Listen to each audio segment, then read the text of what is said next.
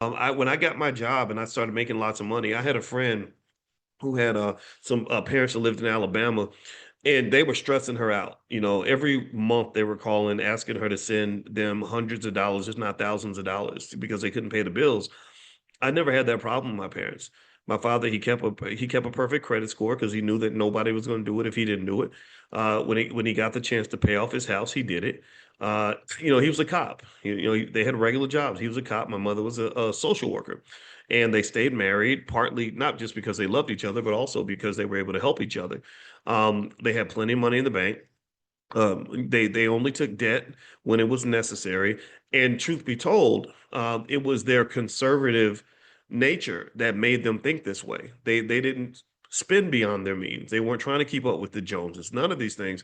So again, not to say they were perfect, not to put them on a pedestal, but just to sort of show you that a lot of these financial challenges in the Black community are solved if you go back to the basics of who you are. Like I think you can learn more from your great grandma or whatever, or your grandmother, grandfather that lived before integration, than you can from a lot of college classes. Because a lot of times you take a finance class or you take a sociology class in college, and you spend a lot of time complaining about things that are wrong with the world. Like they took the DEI money, that ain't right.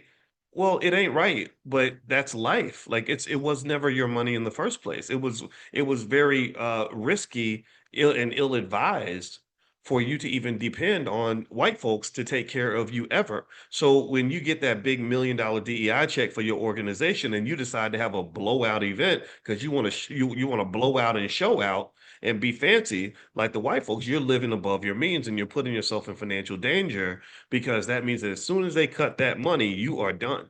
And right now, a lot of Black organizations are sweating. They're struggling.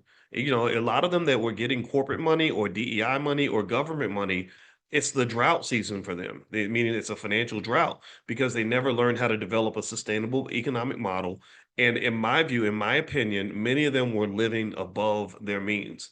And so this is where, in my view, Black economics is not the same as white economics, because Black people are not the same as white people. Your environment is not the same as their environment. Your opportunities are not the same as their opportunities. And as soon as you kind of understand that and you rebuild from the ground up, you kind of say, okay, I'd like to have a business where I'm spending like the white boy down the street, but I can't do that.